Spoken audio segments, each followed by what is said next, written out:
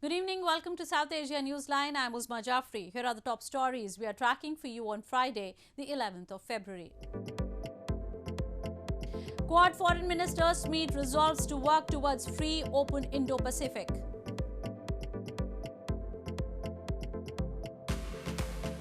Activist highlights Pakistan Army's atrocities in Balochistan post-attacks by insurgents. And Nepal's Pashupatinath temple reopens weeks after Covid-19 shutdown. And now for all the details. The United States, Australia, Japan and India on Friday pledged to deepen cooperation to ensure the Indo-Pacific region was free from coercion, a thinly veiled swipe at China's growing economic and military expansion at the 4th Quad Foreign Ministers meeting in Melbourne.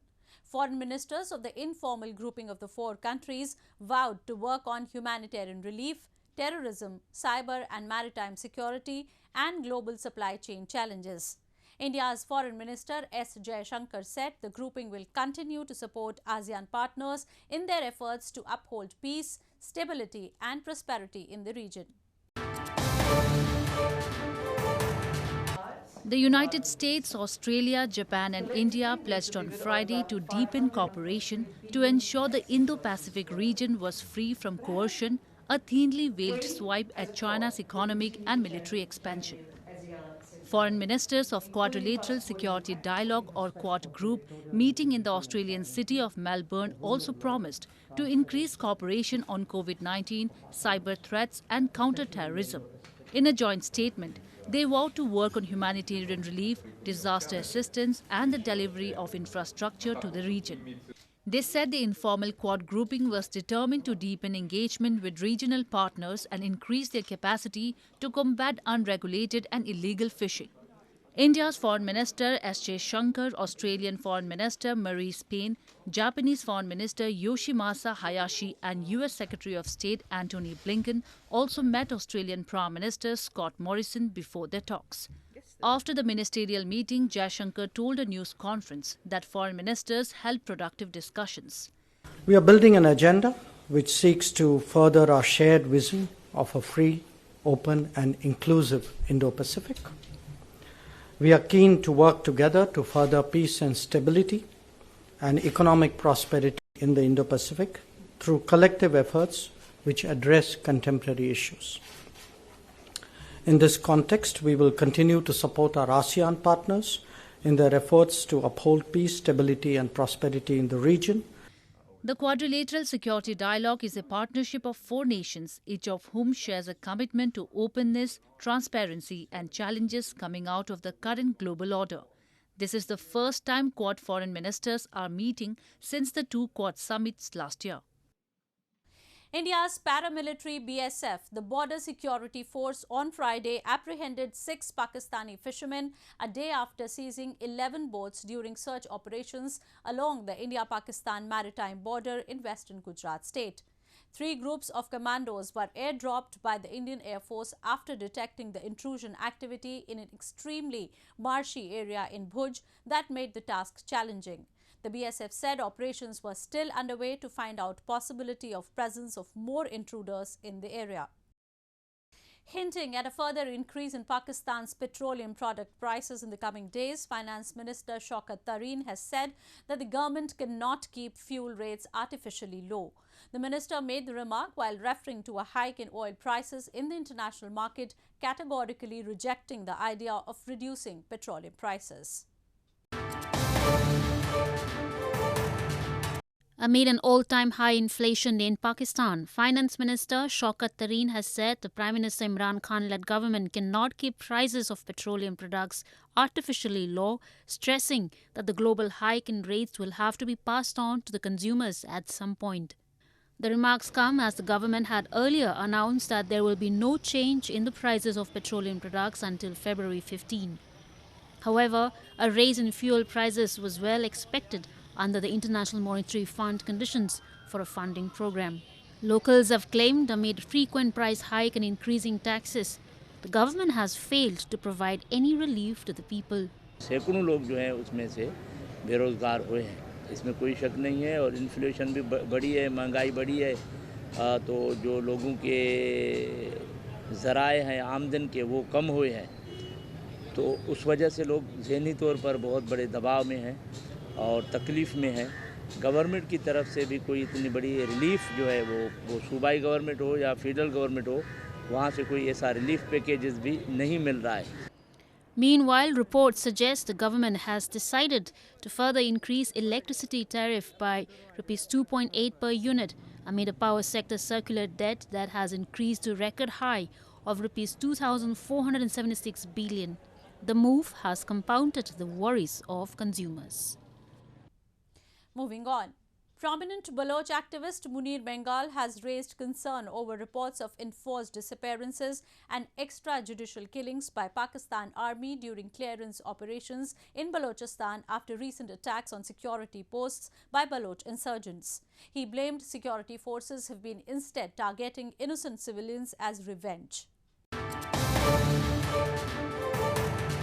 President of Baloch Voice Association Munir Mengal has raised concern over reports of enforced disappearances, extrajudicial killings and abuse of rights by Pakistan Army and paramilitary frontier corps during clearance operations post the attacks on security posts by insurgents in Balochistan. Pakistan's military earlier this month claimed that at least 20 insurgents and 9 soldiers were killed in recent days during insurgent attacks on 2 military bases and subsequent military operations in Panjgur and Noski. Mengal claimed security forces have been instead targeting innocent civilians and intellectuals as revenge. And then as a revenge, what the Pakistani forces did, that the Pakistani Air Force used her jets for indiscriminate firing on the valleys of Balochistan, on the towns, so where there is a state that is using her air force against her people. This is what we have seen in Balochistan, in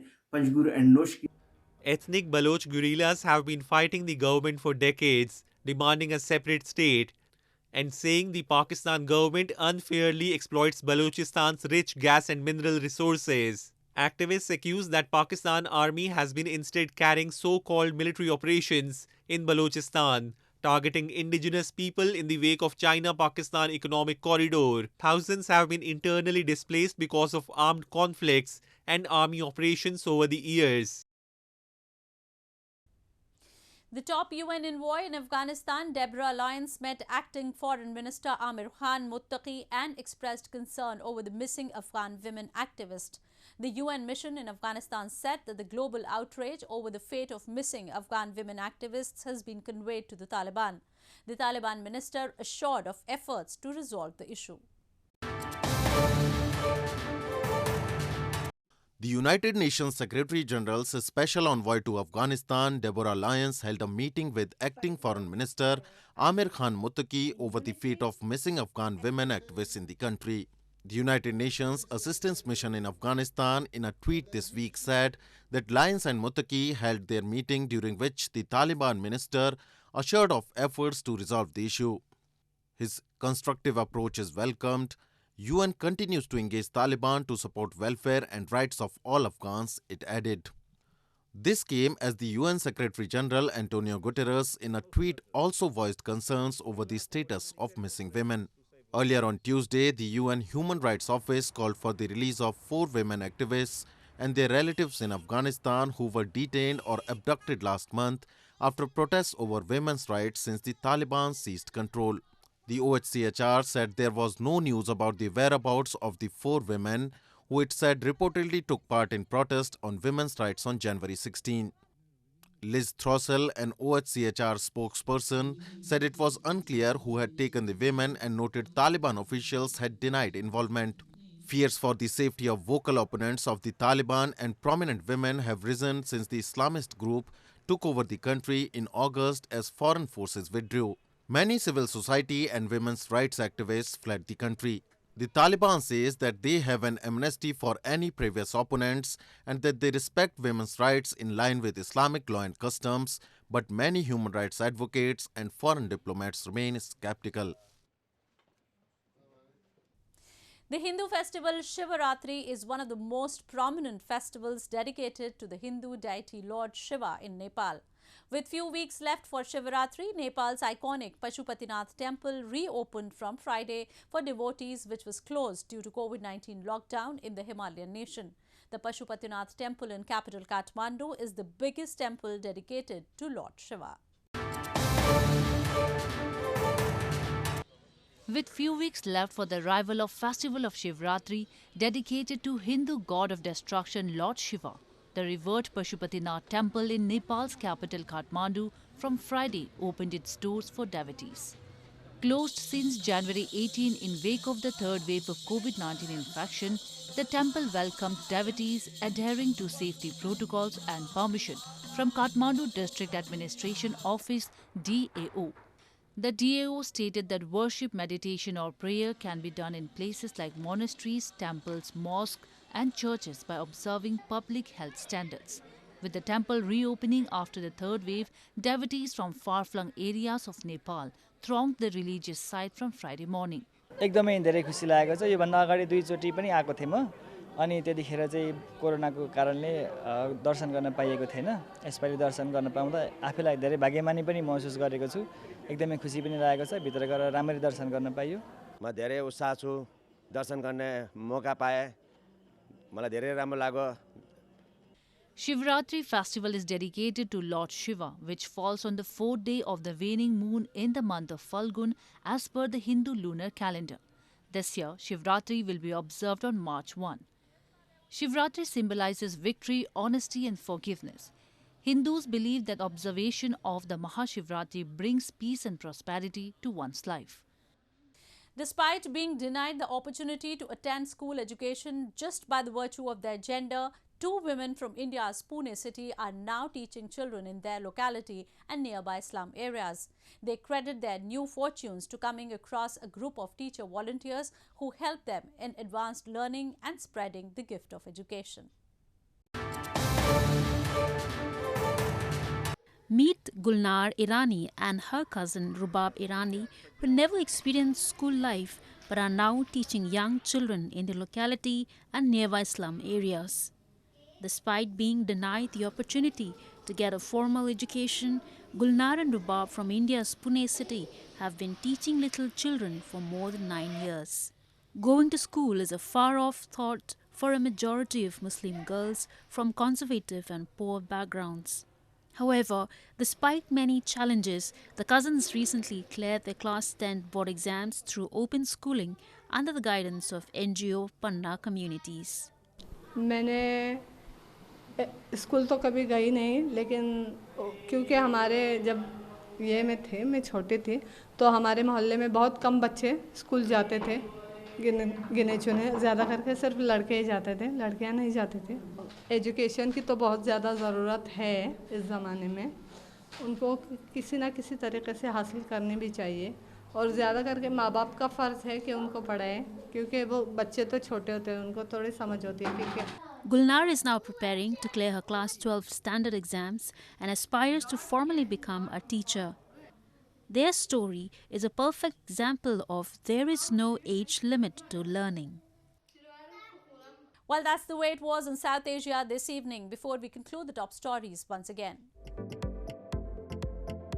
Quad Foreign Ministers meet resolves to work towards free, open Indo-Pacific.